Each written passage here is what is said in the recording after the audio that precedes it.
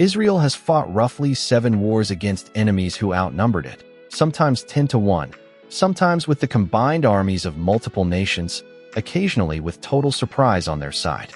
It has never lost one. And the moment you hear that, 2 explanations arrive.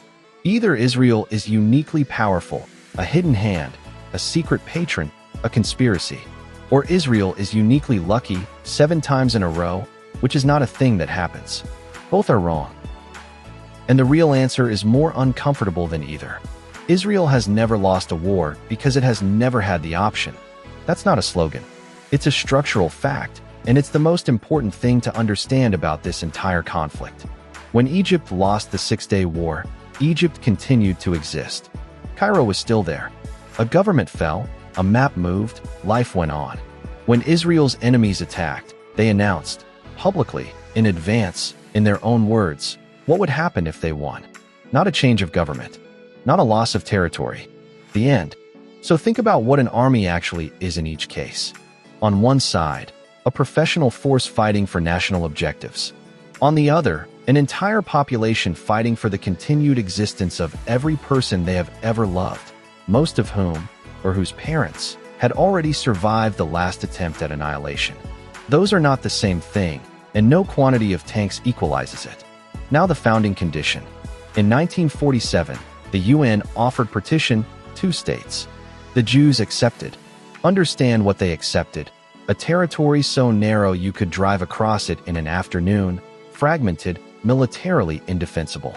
They took it because a state is a state, and because they had just walked out of the Holocaust with nowhere on earth to go. The Arab side rejected it, and 5 armies invaded the newborn country. Israel had no tanks worth the name, no air force, and an arms embargo against it. It won, not because it was strong, because the alternative was extinction, and the people fighting knew exactly what extinction looked like. They had just watched 6 million of their family go into it. The Yom Kippur War, 1973. Israel is attacked on the holiest day of the Jewish year by Egypt and Syria simultaneously, with complete surprise. In the opening days, it is genuinely losing. Reservists are thrown into battle straight off the roads, some in civilian clothes, some without full equipment. It holds. And then it turns. There's no clever trick in that story. There's a country where every citizen understands with total clarity that there is no second line. Behind them is the sea. And beyond that is nothing, because the last time there was nothing, the world watched. Now the part that changes the entire picture. A country that only wanted power would keep what it won. Israel didn't. In 1979, Israel gave the entire Sinai Peninsula back to Egypt. 3 times the size of Israel itself. With the oil fields Israel had developed and was producing from. With the air bases it had built. With the strategic depth that had twice been the difference between survival and destruction. For one thing, a peace treaty, which has now held for over 45 years. Then in 2005, Israel withdrew completely from Gaza, unilaterally, asking nothing. 8,000 Israelis dragged out of their homes by their own army on live television. They dug up their own cemeteries and took their dead with them, because they weren't coming back. They left the greenhouses standing, a working export business that had shipped 50 million flowers a year to Europe, handed over intact, destroyed within 24 hours, and the copper piping ripped out of the ground. Look at what that tells you. An empire does not do this.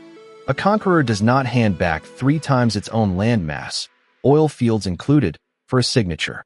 A colonial power does not drag its own citizens out of their homes and evacuate territory unilaterally. Israel has done both. Twice. Which means the wars were never about conquest. They were about the one thing a country like that cannot afford to lose even once. And here's why never lost is far more fragile than it sounds. Every enemy Israel faces needs to win exactly one time. Israel needs to win every time. Forever. With no exceptions and no off days. That's not strength. That's a permanent emergency, wearing a uniform. Mossab Hassan Youssef, son of a founder of Hamas, who grew up inside the movement and walked away, puts it in the cleanest sentence available on this subject. Both have now been tested. If Hamas laid down its weapons, there would be peace. If Israel laid down its weapons, there would be destruction.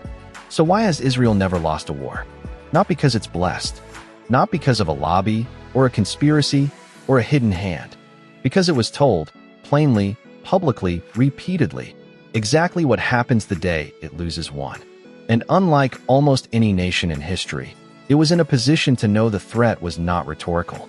The last time the Jewish people had no army, the world found out what happened. They have simply declined to run that experiment again.